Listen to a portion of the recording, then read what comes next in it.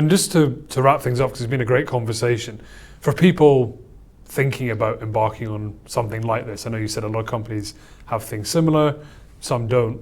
What would be sort of your bits of advice that you've learned from this process, sort of 8-9 months ago to present, that you would give to them, for people sort of in a row looking to do the same? I'm not going to lie. When I wind back 10 months, however long ago it was, and someone said Ombuds, I was like, okay, my previous company had it listed as somewhere you could go to talk to people, but what exactly do they do? And you hear like financial ombudsman and other ombudsmen in the general kind of public, but I've never had to use the service of one. So again, a new experience for me. So I think understanding and educating yourself, well, if we're going to do this, what are we trying to achieve? What are our goals here? To just resolve lots of minor problems, to prevent them becoming worse, or do we want to have employees who feel like, yes, we have services in the company where I can go to, trusted, reliable, informal, confidential. So I think you need to understand what you're trying to achieve, because you've got to try and set yourself up for success. And I think that's where we've been really, really fortunate with the support and the guidance and the buy-in we've had from our executives.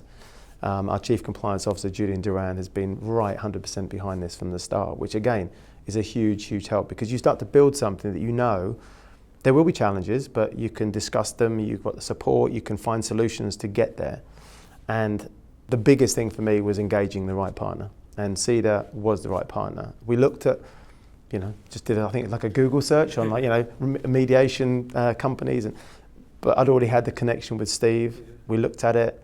There's some really good information that we were given, you have on your website, but also by talking to the team. And then we sat down. Estelle, who's our Ombuds lead, came with me to London. Sat down with Steve, with Andy, with Susan, and discussed, okay, what is this going to look like? Before we'd even started the job application process.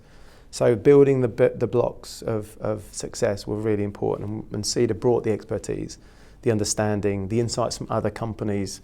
This worked well, this didn't work well. And it's quite unique, because I'm not even sure, I don't think they've done anything like this in another organisation. So it was a first for them, a first for us, but the partnership, the lines of communication, the ability to feel comfortable to say to Andy, and it happened mid-training, we need to just shift this slightly, just because I think the group aren't quite ready for this next bit, so can we adjust it? Bang, agile, done. And that afternoon, for me, I think it was the first day of the training, was really pivotal in the rest of the training for those 2 and the 4-day, the 2 modules.